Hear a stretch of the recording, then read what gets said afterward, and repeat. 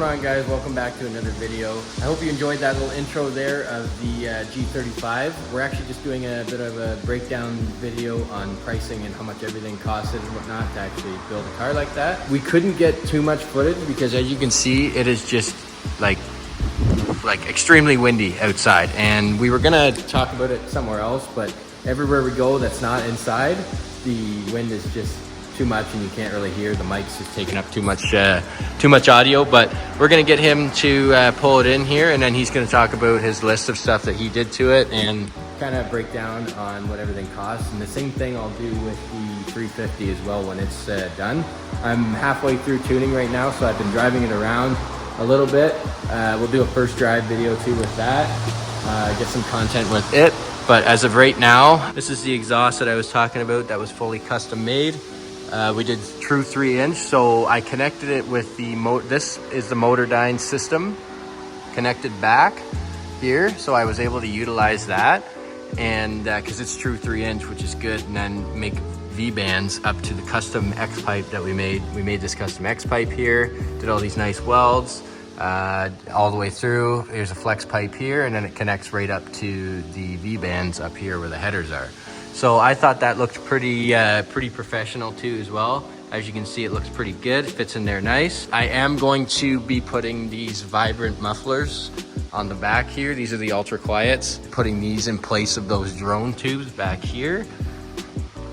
So we're gonna cut right here. It's just a straight section anyways, cut right here, and then this is going to be placed up here like this on either side. So we'll do that throughout the back. It'll still look really good with these nice vibrant mufflers. So we'll do that, take those out just to tone it down a little bit, because it is very loud with this car, and I'm just trying to make it a little bit more driver friendly, where I can actually, go on a drive with it and not have so much drone and all this other stuff. So those should take out a bit of drone and quiet it down just a little bit, just enough anyway. So, because we don't really have any resonators or anything further up here, just kind of straight pipe at the moment, but still sounds pretty good, but it needs to be tamed down a little bit. So, but as of for now, we're gonna get Dawson to pull in the car, and he's gonna go over his list of things that he did to it and break down everything that we did over the winter time, and we'll go from there. So before we get into the breakdown of the car, one thing to note, we are in Ontario, so everything we're talking about is going to be in Canadian dollars. And on top of that as well, we have to pay a bunch of duties and stuff. Most of the stuff is coming from the States, but yeah, so just keep in mind when we're going through the breakdown here, everything's in Canadian dollars, and then we'll sum it all up at the end for you guys. All right, so the first thing we're going to go through is just getting the car, just typical stuff with getting the car, the paperwork, the license plate, getting it safetied, all that kind of stuff. So to get the car, we got a pretty good deal on it. The guy was the only owner of it, never really winter driven at all. So we got a pretty good deal on it. We ended up paying $9 grand for the car. And then plus all the paperwork, the plates, the safety and everything, it came out to be around 10 grand for just getting the car and all the paperwork. All right, so the next thing we're gonna go into is the whole wheel, brake, coilovers and everything. So when we actually bought the car from the guy, he had two main things done to it. He already had coilovers on it, they're 10 coilovers. And then he also put a Greddy catback exhaust on it. So those are the two things that we didn't actually have to purchase, but we'll still go through the cost breakdown of those. So for the coilovers themselves, they're roughly around $1,300 to buy brand new ones. One of the first things we did on the car was the brake upgrade to Brembos. So we got those from Z1 Motorsports, and those ended up being around $1,200 bucks. And then plus the calipers we had to buy separate. They're about $750 for all four. The next thing, these rims and tires, we bought them all together as a package. So the rims, the sensors, the tires, all mounted and put together, plus the lug nut set, and that ran us about $3,400 for the whole thing, for all put together and everything. All right, so next we're going to talk about kind of the engine bay. So another thing that we didn't actually have to purchase that the previous owner put on was the intake, the AEM intake. So that was one thing that we didn't have to buy, and that runs you about, you can get them used or you can buy them brand new. They'll usually cost you around anywhere between 300 to 500 bucks. The next thing we got is the hood struts. So to get rid of the prop rod, we got those Z1 Motorsports. I think those were around 110, 120 bucks. So not too bad for those. Makes it a lot easier to work on the engine bay in the car. We got was the battery cover. It's actually over the master brake cylinder. In there you can see the battery's not in there. So this is actually, if you've seen the previous video about this, it's actually from the Japan model where the battery's on the opposite side of the car. So we got that also from Z1 Motorsports, and it fits pretty nice there. Cleans up the engine bay. Yeah, and there's definitely lots more that people do and that we could do to this this engine. It's super healthy. It only has just under 60,000 kilometers on it, so super low, super healthy engine. And eventually, I think we're going to do something similar to the 350 and throw an LS or something in this, maybe put a big turbo in it. That would be pretty sweet. So I don't think we're gonna, on this engine anyways, put too much more work into it, just because if we put work into it now and then throw a different engine into it, it's kind of a waste of time and money. We're actually going to move the car over to the other side here and move it into the garage when we talk about the back stuff, because it is very windy like I talked about before, and you cannot hear anything that we're saying. So we'll pull the car in, pull it over here, and then we'll continue the breakdown. So as you can see, another thing we did here was the headlights and grille. So we got those as a package deal. They're about 725 bucks. So not too bad for full headlights and grille. And then another thing you can see, the blacked out side markers. Those weren't too bad. Those were about 40 bucks from Z1 Motorsports. Another thing you can see, and you've probably seen in a previous video, we got the badges here painted black. We originally took them off and we're gonna have a clean badgeless on the back, but we couldn't get the fade of the clear coat out, so you could still see where they were and it didn't look too great. So we decided to paint these badges black, and I think it looks really good, really clean. It ties in with the rest of the black accents here. One of the first things we did on the car was the tin.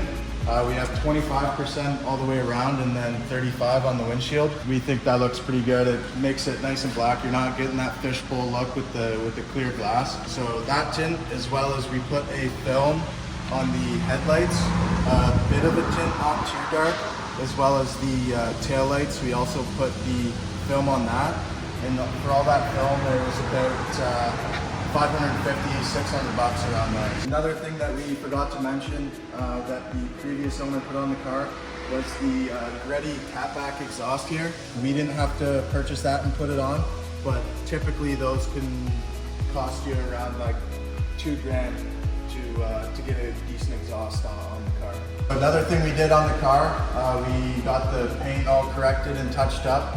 The thing with older cars like this, it's a 2005, there's always lots of tiny little dings and scratches. It's hard to find one, impossible to find one probably, that's in absolutely perfect condition. With this one, for example, there's some swirls. It was sat outside for a bit. The paint wasn't as deep. It didn't come out and pop as much. So we got all that fixed. There's also some minor little dents in the body lines that you could see. So we got all that fixed. So for the paint correction, as well as like a few dent repairs, that was about $1,000 to get it all buffed out and looking really good. On top of the paint correction, there was actually some areas that were scuffed up pretty good that we ended up having to get just fully repainted. So items that we got painted on it, so we got the rear bumper, as well as these mud guards that we got.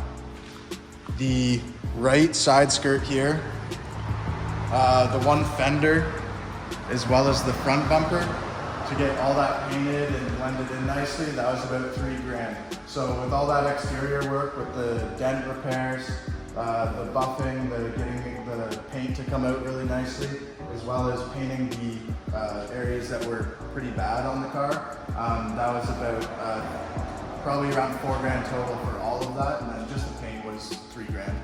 So now we're going to talk about the inside of the car. As you've probably seen, or hopefully seen in the a few previous videos, we put a good sound system in it. So you can see here, we got an Alpine Type R subwoofer in here. That thing's makes the car sound really good. It makes a huge difference with the whole sound system. And then coming inside here, you can see we got the whole Alpine stereo in there, as well as the bezels to go around it. So we got the stereo as well as the sub and all the wiring all together as a package. And then we had to buy all the wiring harness as well as the bezels separate. We got the bezel and all the wiring from Crutchfield. I'm sure some of you guys know about that website.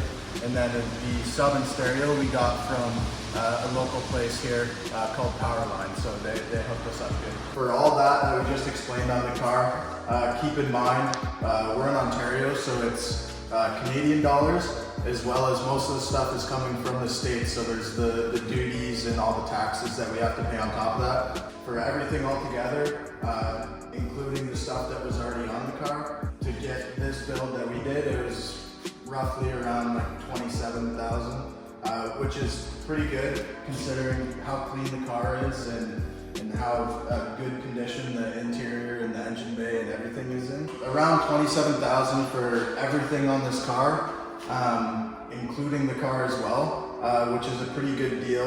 And that's us doing most of the labor on it. We brought some guys in to do the tint and the films and the body work, obviously, just because they're the experts for the brakes and everything and all the other parts. As you've seen in the previous videos, most of the installation and labor we did ourselves, so that helps lower the cost of it in general. But yeah, if you have to have someone do it for you, or you can do it all yourself, then you can add or take away some of that cost.